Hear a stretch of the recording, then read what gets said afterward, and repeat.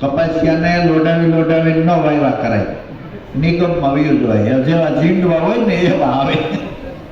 અમે એમ જ હતા એટલે કે માતાજી ઓલું અમારે કંઈક કરતા તો હોય જ, પણ પ્રગટ સદગુરુ મળ્યા. ઘોડના પ્રદેશમાંથી સૂર્યના પ્રદેશમાં આપણી એન્ટ્રી કરાવી, એટલે આ લાણી છે કે આપણું હૃદય ત્રિવેદી તાપમાં શાંત રહી શકે. નકરભાઈ ભજીએ મોટા મોટા ગોળા આગના હક જ નહીં. પેલા એમ થાય છોકરા થાય તો સારું, પછી એમ થાય પૌણે તો સારું. એક થોડી ઉપાધિ છે, પૈણા પછી આપણને રાખે તો સારું.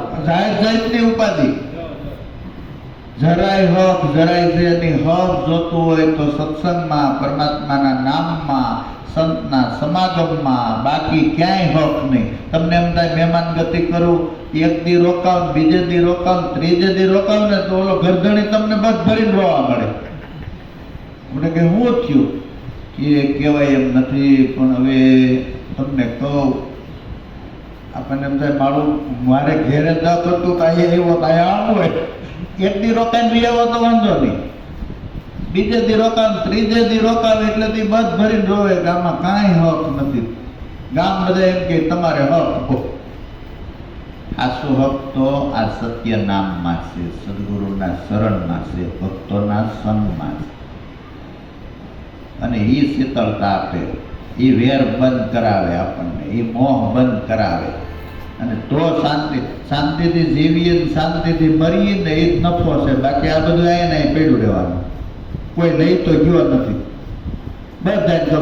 પણ વૈશ્ય શાંતિ માણી લેવી જોઈએ ને આપણે. એ શાંતિ માણતા શીખવું હોય તો સદગુરુનું મહેનતાણું, ખાલી વાતું નહીં, તન મન ધનથી ખરેખર એના દાસના દાસ, બુદ્ધિ કાંઈ હકાવવાની જ નહીં, એને કામ થાય છે. અહીં હોટલિયા છે ને, પેલા સોમનાથ ને એ બધી મારવાડીઓ હોટલ રખાવતા ને, એમાં 10-12 છોકરાને લઈ આવ્યા હોય. પછી એને ખબર પડી જાય કે આ છોકરો દાદરમાં બેઠો બેઠો 2 ની 3 શા કરે છે, 1.5 કલાકે આવે છે, ખબર પડી જ જાય. હવે માણાને ખબર પડી જતી હોય, અને એમાંથી એકાદા છોકરો હોશિયાર હોય, અને તરત 6 મહિના પછી બીજા એરિયા પાર્ટનરમાં હોટલ ખોલે. કે આ તો તનની જાણે, મનની જાણે, ચિત્તની જાણે છે ચોરી. હવે તમે શું કરો છો, 20 ની નોટ વધારે નીકળી ગઈ, નાખ્યો 10ની જ કાઢો, એને ખબર જ હોય. આમાં તો મટી જવાની વાત છે, ભાવ મટી જવાનો હોય, પૈસાની વાત નથી. પૈસાનું તો ક્યાં ઉઘરાણું. અહીંયા 8-8 દી પ્રોગ્રામ હોય, 1 રૂપિયો કોઈ ક્યાંય દીધો છે? મફત ખાવ પીઓ. ઓલા કે ધર્માદાનું ખવાય નહીં. આપણે આ સંતો એમ કે ધર્માદાનું ખાવ એટલે ધર્મ ઉગે. ધર્માદાનું તમે ખાવ એટલે ધર્મ ઉગે. હવે આવો ધર્મ તો ક્યાં મળે કયો? નકર 8 દીમાં તો 100 વાર તમારા આમ ને આમ કાન પકડાવે, સુંદડી આપો, ઓલું આપો, ઓલું આપો. આ તો ચોખ્ખી જ વાત. હૃદયથી ખરેખર તન મન ધન, આ જન્મ નહીં, કોટી જન્મ સુધી એના દાસના દાસ, જેને શબ્દ ઓળખાયો, જે અગમ ઘર ઉગાડે. આ જે શબ્દ બીજો કોઈ ફઈ ન ઓળખાવે, કુવાય ન ઓળખાવે. આપણા ગમે આ 5-6 ગુરુ છે ને, એનું કામ નહીં. જે ભીતરમાં પ્રણવના હિરણ્ય ગર્ભમાં ગાજી રહ્યો, એ તો ન્યાના આ નિવાસી છે ને, એ ઉગાડીને આપણને રસ્તો બતાવે કે સર અક્ષરની ઉપરે એને ચિત્તથી લેવો હેરી. નસીમે તો કે સર દેહ છે ને અક્ષર અવિનાશી આપણા ઘટમાં જે ગાજી રહ્યો છે, એનું જેમ છે એમ ઉત્પાદન લેવું હોય તો લોયણભાઈ કહીને ભક્તિની જુક્તિ તમે જાણજો અને બની જાયજો દાસના દાસ. સેલરસીની શેલી સતી લોયણ બોલ્યા કે મારા સાધુડામાં તરત જ અમરાપુરમાં વાસ. આ વાતું લઈને આમાં આ પુરુષો ગલીએ બજારે આવ્યા, એમાં આપણા હાથમાં આવી ગયો. અમારે એક નાનું એવું ગામ હતું, એમાં અમે રહેતા. તે ઉત્તરાયણ આવે ને તે શોખમાં બધા ભેગા થાય.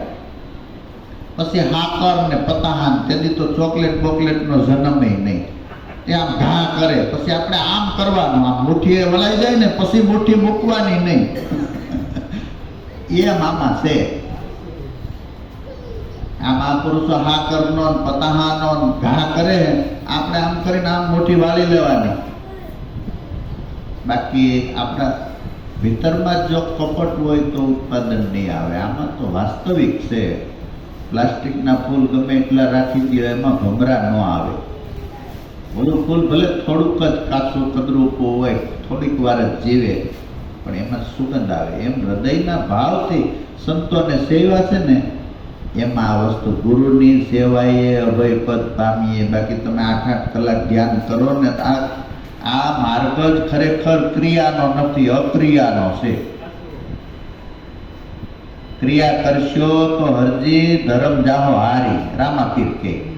એક બધા મહાપુરુષો એક જ વાત કરે, આ જુદી વાત નથી, વાત ચોખ્ખી કરીને આ મહાપુરુષો લાવ્યા. આ એમ ઓગારામ બાપાને મહાપુરુષો એમ નથી કહેતા કે અમારે ઘેર જ પ્રેકતી, આ તો આદિ અનાદિથી હાલી આવતી હતી, એમાં કસ્તર કાકરા હતા, એ સાફ કરીને તમને વ્યવસ્થિત કરીને દીધી. એટલે ગુરુ વિના જ્ઞાન ઉપજે નહીં, ગુરુ વિના પરમાત્માનો ભેદ કોઈ દી ન જડે. ગમે એટલા માથા પસાડો ને તોય તમે પીર થઈ જાઓ, મળા સજીવન કરો, ગમે એ કરો, પણ ભોગ નહીં ભરાય, હાઈસ નહીં થાય. હાઈસ કરવું હોય ને તો ગુરુની સેવાય. અને ગુરુ સેવામાં એવું નહીં કે પગ દબાવ્યા કરવા. એ સ્વામિનારાયણ ભગવાને તો ગુરુ સેવા એ કે માનસિક પૂજા કરો, સવારમાં ગુરુ મહારાજને એ આખું વિસીને ભાખરી ખવડાવો, ચા એ બપોરે હોતા હોતા એ તમારે ગુલાબ જાંબુ ખવડાવ, એ તમારી સેવા જ થઈ રહી છે. અહીંયા જાળવું પડે ને આવવું પડે. હૃદયથી 3 ટાઈમ હે જમાડો, પછી 50 કિલોમીટર નીકળ્યા હોય તો ભાવ થાય જ ને. બોલું તો કે ગુરુ મહારાજ આવ્યા છે કે 2 દી રોકાવાના છે ને, કાલ જાવું, એનું કામ નથી. આ તો આવ્યા છે એટલે પછી એને ખાવું વયું જાય, નીંદર વહી જાય, કંઈ મળવું એમ. આ 2-3 ભૂજ છે કંઈ પૂરી થાય, એનામાં કૃપા આવે. કૃપા ખેંચી લેવાની હોય. આશીર્વાદ ને કૃપા નાભીથી બહારથી આવે ને, નાભીની પારથી તે કામ થાય. બાકી ઉપરથી તમે આશીર્વાદ આપો, આશીર્વાદ આશીર્વાદ આશીર્વાદ, એ કંઠનો આશીર્વાદ કઈ કામ આવે? ઉપલા વટનો આશીર્વાદ ને કૃપા ન હોય. કૃપા સેવાથી ખેંચી લેવાની હોય. ગોરખને ભિક્ષા માંગવા ગયા, એક બેનને બટેકાવડા આપ્યા. ગુરુ મહારાજને બટેકાવડા બહુ સારા લાગ્યા. કે બટેકાવડા પાછા લઈ આવી ને, ભિક્ષામાં કઈ પાછા તો નથી. બોલો કે સારું, જે ઘેરેથી બટેકાવડા દીધા કાંઈ ડાપણ નહીં, આ બુદ્ધિ મૂકવી નહીં, નકર આપણે ગુરુને સમજાવી. ગુરુ મહારાજ બટેકાવડા માંડ માંડ દીધા, હવે બીજી વાર ન દે, આપણે કાંઈ થોડું મહેનતાણું કર્યું છે, આ તો ભીખ માગી છે, અને એમાં તો એ રાજી થઈને દે તો ખાવાનું હોય.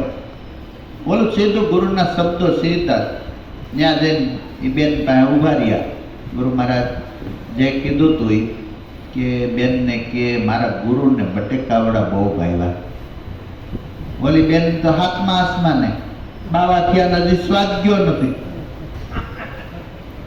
બોલો કાંઈ કે તારે જે કહેવું હોય, આ તો મારા ગુરુનો સંદેશો તારી સુધી મારે પહોંચાડી દેવાનો છે. હવે તું મને શું કહેશો એ મારે જોવાનું. એ કે બટેકાવડા એમ ન મળે કે મારી પાસે કાંઈ નથી, કે કાંઈ ન હોય તો આંખ દઈ દે. વિચાર્યું જ નહીં, સીધો સીટીઓ કાઢીને ઓલી બાઈ ધ્રુજી ગઈ.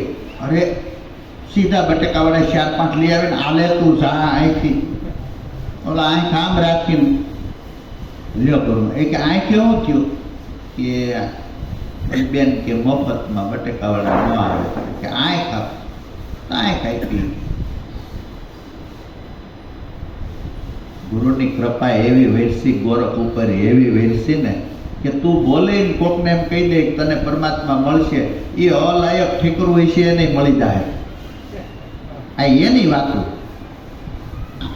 એ તો ઉગારામ બાપાએ બોલે, ત્રંબક બાપાએ બોલે, લઘુદાદાએ બોલે ને આપણે બોલી, એની ત્યાં ઓળખાણ છે ને આપણે ન હોય ને આપણે કહીએ તન ભગવાન મળશે, મળે? આપણે કોકને કહીએ ભાઈ સાધનામાં એડમિશન લેવું છે, છોકરાનું શું કરશું? એ ઓલા ભાઈ કે ત્યાં મનુભાઈ છે કે લાવો ફોન લગાવો. એ મનુભાઈ આ જીવરાજભાઈ આવે તેમ છોકરાને દાખલ કરી દેજો. આપણે સાંભળી લીધું તો આપણે લઈ લઈએ નંબર. કે મનુભાઈ આ રવજીભાઈ છોકરાને દાખલ કરી દેજો. ઓલા કે કોણ બોલો? એ કે કોણ બોલો? હું આગળ ફોન ઓલા ભાઈ કર્યો તેમ જ મેં કર્યો. એનું અહીં પાયામાં મહેનતાણું છે, અહીંનો ટ્રસ્ટી છે. રૂમ બનાવીને તે 2 લાખ રૂપિયા એડા દીધા હતા. એ ઘેરે જેને એમાં બુદ્ધિનું